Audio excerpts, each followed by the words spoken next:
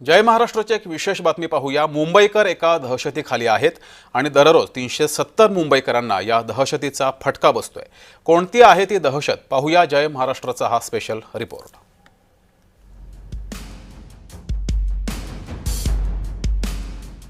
ही दहशत आहे भटक्या कुत्र्यांची।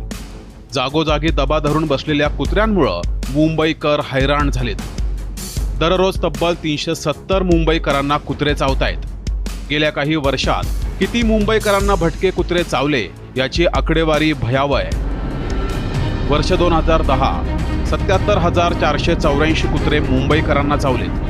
वर्ष 2015 78,646, वर्ष 2017 98,690, वर्ष 2023 1,06,797 आणि वर्ष 2024 1,35,253 भटके कुत्रे हे मुंबईकरांना चावलेत। वर्षानुवर्ष ही आकडेवारी वाढतच चालली आहे।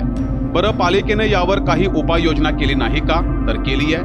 निर्बीजीकरण, लसीकरणाचा खर्चही केलाय, तरी कुत्र्यांची संख्या कमी होत नाहीये। 15 वर्षात 12,73,000 मुंबईकरांना कुत्रे चावलेत। श्वानगणना झाली त्यावेळेस 2007 मध्ये एकूण संख्या 74,761 इतकी होती। 2014 मध्ये एकूण संख्या 95,172 इतकी होती। 2003 ते 2013 या काळामध्ये निर्बीजीकरण आणि लसीकरणाचा खर्च हा 7,46,00,000 इतका होता। तर 2009 ते 2024 या कालावधीमध्ये निर्बीजीकरण आणि लसीकरणाचा खर्च हा तब्बल 24,03,00,000 इतका झालाय। पालिका इतकी उपाययोजना करूनही मुंबईतील कुत्र्यांची संख्या कमी का होत नाही? काय त्याची नेमकी कारणं आहेत ती पाहूया। कुत्र्यांची जी चावण्याची जी अधिकृत आकडेवारी आता जी मिळालेली आहे त्याच्यावरून हे सिद्ध होते की बीएमसीने ज्या निर्बीजीकरणाच्या ज्या योजना राबवल्या त्याचा सगळ्याचा फज्जा उडालेला आहे। आणि राज्य शासनाला एकच विनंती आहे की जी जुनी श्वानग्रह योजना जी लाल फितीत अडकलेली आहे ती तातडीने त्यांनी त्याची अंमलबजावणी करावी, मग मुंबईकरांना दिलासा द्यावा। यावर जय महाराष्ट्रानं काही सवाल उपस्थित केलेत। पालिकेची उपाययोजना सुरू आहे, तरीही मुंबईतील भटक्या कुत्र्यांची संख्या कमी होत नाहीये।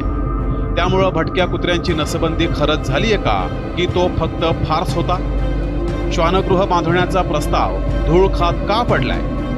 कुत्र्यांची गणना योग्य पद्धतीनं होते का? आणि भटक्या कुत्र्यांना खायला घालणाऱ्या सामाजिक संस्था आणि व्यक्तींवर कारवाई होणार का? कुत्र्यांच्या चाव्यामुळे अनेक नागरिकांचा रेबीज होऊन मृत्यूही झालाय। त्यामुळं उपाययोजना राबवताना कुठे चूक होतीये का? आणि होत असेल तर पारदर्शकता येणं गरजेचं वाटत नाही का? नेमकं कुठं घोडं पेंड खातंय याचा शोध घेण्याची वेळ आलीये हे नक्की। ब्युरो रिपोर्ट, जय महाराष्ट्र न्यूज, मुंबई।